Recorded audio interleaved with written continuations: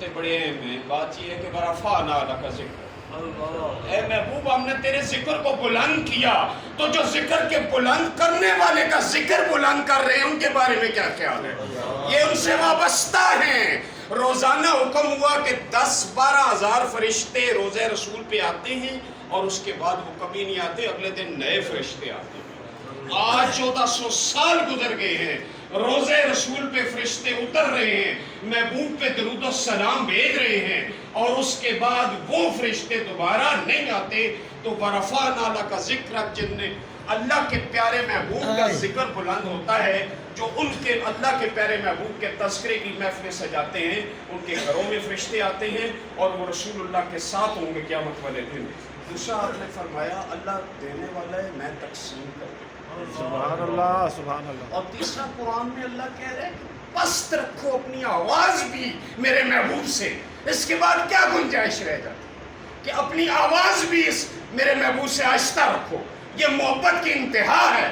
اور جب ہم زمین میلی نہیں ہوتی، زمن میلا نہیں ہوتا، محمد کے دیوانوں کا کفن میلا نہیں ہوتا۔ زمین و زمان تمہارے لیے، مکین و مکان تمہارے لیے، چنین و چنان تمہارے لیے، بنے دو جہاں تمہارے لیے، ہم آئے جہاں تمہارے لیے، اٹھیں گے وہاں تمہارے لیے، دہن میں زبان تمہارے لیے، بدن میں جان تمہارے لیے۔ رسول پاک نے فرمایا تھا لا یؤمن احدکم حتی اکون احب اللہ احب الیہ من ولدہ وولدہ والناس اجمعین۔ تم میں سے اس وقت تک کوئی مومن نہیں ہو سکتا جب تک میں اسے اس کے والدین، اولاد اور سب انسانوں سے زیادہ محبوب نہ ہو۔ یہ پکی گارنٹی ہے کہ جب تک اللہ کے حبیب کو آپ محبوب نہیں بنائیں گے، آپ کی اگلی منزلیں آسان نہیں ہوں۔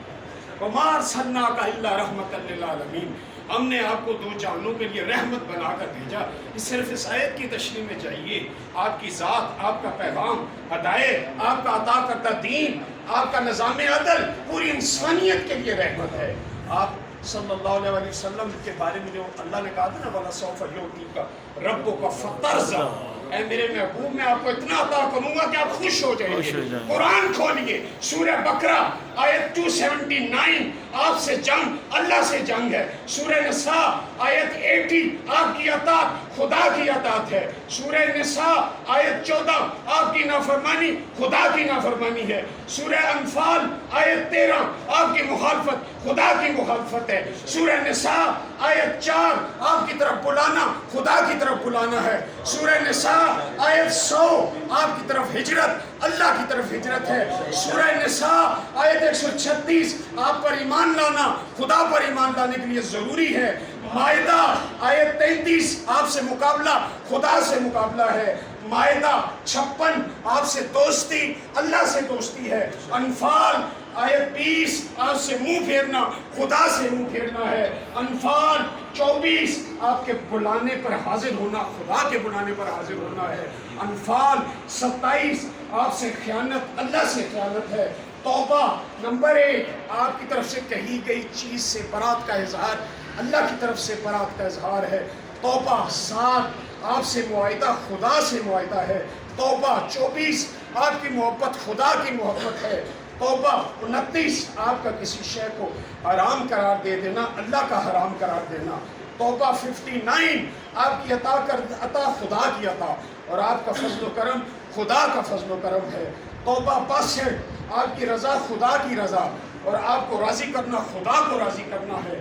توبہ 74، آپ کا کسی کو مال دینا اور غنی کرنا خدا کا غنی کرنا ہے۔ اور توبہ 90، آپ سے جھوٹ بولنا اللہ سے جھوٹ بولنا ہے۔ ورفعنا لک ذکرک۔ ماشاءاللہ، ماشاءاللہ جی، ماشاءاللہ، ماشاءاللہ جی۔